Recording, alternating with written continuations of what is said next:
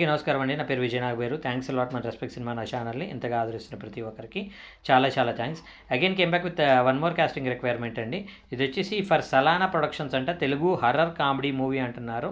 So character crew requirements అని అంటున్నారు. Lead and supporting roles కోసం ఫీమేల్ 23 నుండి 28 సంవత్సరాల లోపు వాళ్ళు, అలాగే మేల్ 23 నుండి 28 సంవత్సరాల లోపు వాళ్ళు కావాలంటే, అలాగే వీళ్ళకి అసిస్టెంట్ డైరెక్టర్లు కావాలి, రైటర్లు కావాలి, అప్రెంటిస్లు కావాలి, కొత్త వాళ్ళైనా పర్లేదు, లేదంటే సీనియర్స్ అయినా పర్లేదు అని అంటున్నారు. Kindly send your resumes or portfolios and related works to అని ఇక్కడ వాళ్ళ mail ID and contact number ఇచ్చారండి. దానికంటే ముందు మన సబ్స్క్రైబర్ అడిగిన ప్రతి ప్రశ్నకి సమాధానం చెప్పడం అనేది మన బాధ్యత కాబట్టి చిన్నబాబు బురాడా గారు అడిగారండి, సార్ రైటింగ్ స్కిల్స్ని ఎలా ఇంప్రూవ్ చేసుకోవాలి అని అడగటం జరిగింది. ఇక్కడ సింపుల్ థింగ్ ఏంటంటే, రైటింగ్ స్కిల్స్ని మీరు ఎలా ఇంప్రూవ్ చేసుకోవాలి అంటే, మీరు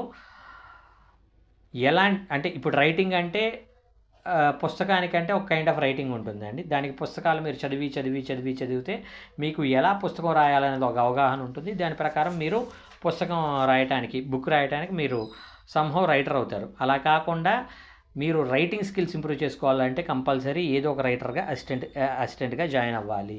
లేదంటే ఏదైనా ఫిల్మ్ స్కూల్కి వెళ్ళి అక్కడ మీరు రైటింగ్కి సంబంధించిన ఒక కోర్స్ చేర్చుకోవాలి. ఈ 2 పద్ధతులే. ఇప్పుడు సింపుల్ థింగ్ ఏంటంటే, పుస్తకాలు చదివితే మీరు పుస్తక రైటర్ అవుతారు తప్పించి సినిమా రచయిత అవ్వలేరు. సినిమా రచన అనేది వేరేగా ఉంటుంది, పుస్తక రచన అనేది వేరేగా ఉంటుంది. సో ఇక్కడ నేనేమంటాను అంటే, నేను మామూలుగా సినిమాని డెఫినేషన్ చేసే విధానం ఏంటంటే, అంటే రచనకి సంబంధించిన డెఫినేషన్స్ నేను ఎలాగిస్తానంటే, మామూలుగా పుస్తక భాష అని ఒకటి ఉంటుంది. అది మనం పుస్తకాల్లో చదువుకుంటున్న భాష, నేర్చుకున్న భాష. 2 గ్రాంధిక భాష అంటే ఇచ్చోటనే కవీంద్రుడు అనే సత్యహరిశ్చంద్రుడు గారి పద్యాలు ఉంటాయి కదా. సో అది కావచ్చు, లేదంటే మన ఎన్టీఆర్ గారు, ఏఎన్ఆర్ గారి కాలంలో రామాయణ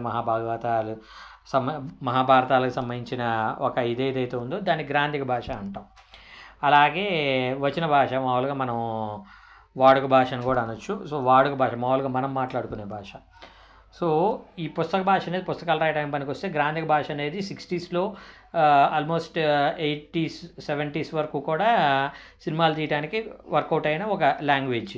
ఆ తర్వాత వాడుక భాష మనం మాట్లాడుకోవడానికి ఉపయోగపడేది. అది కొంతకాలం వరకు అంటే ఆల్మోస్ట్ 90s వరకు, లేదంటే 2000 వరకు కూడా అది సమ్హౌ వర్కౌట్ అయిన ఒక భాష ఫర్ సినిమా అనమాట. అలా కాకుండా నేనేమంటాను అంటే,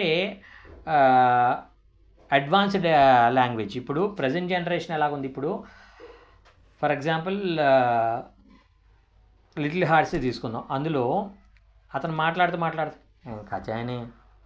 ఏం కాచాయని బట్ చూడబ్బా నువ్వు అనే టైప్లో అతను ఒక టింజ్ ఆఫ్ లాంగ్వేజ్ మాట్లాడటం మొదలుపెట్టాడు. ఇక్కడ నేనేమంటాను అంటే, ఇప్పుడు ఫర్ ఎగ్జాంపుల్ నేను 40sలో ఉన్నాను అనుకోండి. నేను 40sలో ఉన్నప్పుడు నేను సినిమా తీసేటప్పుడు నేను ఎలాంటి వాళ్ళని బ్రెయిన్లో పెట్టుకొని రాయాలి అంటే 20s వాళ్ళని బ్రెయిన్లో పెట్టుకొని రాయాలి. అంటే 20s దగ్గర నుండి 60s వరకు వీళ్ళు ఎలాంటి ఒక భాషని ఎంజాయ్ చేయడానికి ఇష్టపడతారు అనేది బ్రెయిన్లో పెట్టుకొని, నేను ఒక 20 years 25 years ముందుకెళ్ళి నేను రాసుకోగలిగినట్లయితే, అప్పుడు అంటే ఇప్పుడు ఫర్ ఎగ్జాంపుల్ మనం 2025లో ఉన్నాం. 2045కి ఎలాంటి ఒక భాష అనేది నచ్చిద్ది అనేది నేను ఆలోచించుకొని రాసుకోగలిగినట్లయితే, అప్పుడు నేను జంజీ ఆడియన్స్ ఎవరైతే ఉన్నారో వాళ్ళకి నేను నచ్చడానికి సమ్హౌ స్కోప్ అనేది ఉంటుంది. సో ఒక్క ముక్కలో చిన్నబాబు గారు, నేను మీకు చెప్పేది ఏంటంటే, ఒక్క ముక్కలో మీకు రైటింగ్ స్కిల్స్ ఎలా ఇంప్రూవ్ చేసుకోవాలి అంటే, మీరు ప్రజెంట్ జనరేషన్ సంబంధించిన సినిమాకి సంబంధించిన డ్రాఫ్ట్స్ ఏదైనా ఉన్నట్లయితే, అది గూగుల్లో కావచ్చు, లేదంటే కొన్ని ప్లేసెస్లో దొరుకుతాయి, అక్కడికి వెళ్ళి మీరు ప్రయత్నించండి. అలాగే ఫిల్మ్ స్కూల్స్కి వెళ్ళినట్లయితే మీకు రీసెంట్ సినిమాస్కి సంబంధించిన వాళ్ళు కథ అనేది ఎలాగెత్తుకున్నారు, అంటే జిస్ట్ లైన్కి ఎలాగ ఫామ్ చేసుకున్నారు, దానికి సినాప్సిస్ ఎలా చేసుకున్నారు, దానికి సినిక్ ఆర్డర్ ఎలా చేసుకున్నారు, దానికి ట్రీట్మెంట్ ఎలా చేసుకున్నారు, దానికి డైలాగ్ ఆర్డర్ ఎలా చేసుకున్నారు అనేది అవగాహన కోసం మీకు చాలా వరకు ఫిల్మ్ స్కూల్స్లో అవి మీకు ఇచ్చే ఒక ప్రయత్నం చేస్తారు. అలాగే ఏదైనా ఒక రైటర్ దగ్గర అసిస్టెంట్గా కావచ్చు, అలాగే మీరు పనిచేసినా కూడా మీకు చాలా వరకు ఏమంటారు రైటింగ్ స్కిల్ అనేది రావడానికి చాలా వరకు పాసిబిలిటీస్ ఉంటాయి. హోప్ మీకు అర్థమైంది అనుకుంటున్నాను. మీకు ఇంకా ఎలాంటి డౌట్స్, క్వశ్చన్స్, క్వైరీస్ ఏదైనా ఉన్నట్లయితే కమెంట్ రూపంలో అడిగే ప్రయత్నం చేయండి. ప్రతి ప్రశ్నకి సమాధానం చెప్పడం జరుగుతుంది. So getting back to the casting requirement, వీళ్ళ మెయిల్ ఐడి చెప్తాను, నోట్ చేసుకోండి. salanaproductions@gmail.com, SALANA, Salana PRODUCTIONS productions@gmail.com అనేది వీళ్ళ మెయిల్ ఐడి.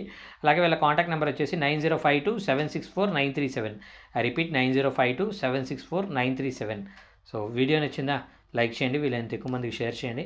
ఎవరైతే సబ్స్క్రైబ్ చేసుకోకుండా చూస్తున్నారో please do subscribe. And disclaimer అది మీ అందరికీ తెలిసిందే కదా, నేను పెట్టే ఏ పర్టికులర్ కాస్టింగ్ రిక్వైర్మెంట్కి నాకు ఎటువంటి వ్యక్తిగతమైన లావాదేవీలు లేవు.